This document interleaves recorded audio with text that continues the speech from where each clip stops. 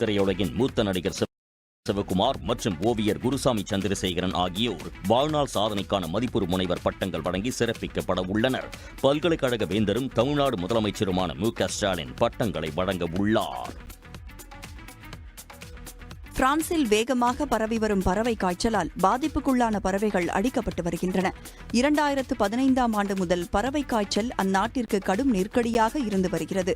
வாத்து, கொக்கு உள்ளிட்டவை வளர்க்கப்படும் பிரான்சின் தெற்கு பகுதியில் இருந்து பரவிய இந்த பறவை காய்ச்சலால் 20,000க்கும் மேற்பட்டோர் பாதிக்கப்பட்டுள்ளனர். இந்நிலையில் மீண்டும் பறவை காய்ச்சல் பரவத் தொடங்கியுள்ளதால் பாதிப்புக்குள்ளான பறவைகள் தொடர்ந்து அழிக்கப்பட்டு வருகின்றன.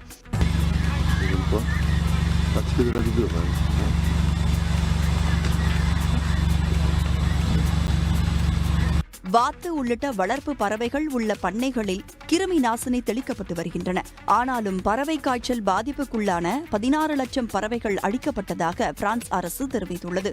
கொரோனா வைரஸ் போல பறவை காய்ச்சலும் பிரான்ஸ் அரசுக்கு பெரும் சவாலாக அமைந்துள்ளது என்று அந்நாட்டு சுகாதாரத்துறை அதிகாரிகள் கூறினர். பார்வை மாற்றுத்திறனாளி பெண்களுக்கான T20 உலகக்கோப்பை கிரிக்கெட் தொடரில் சாம்பியன் பட்டம் வென்ற இந்திய அணியின்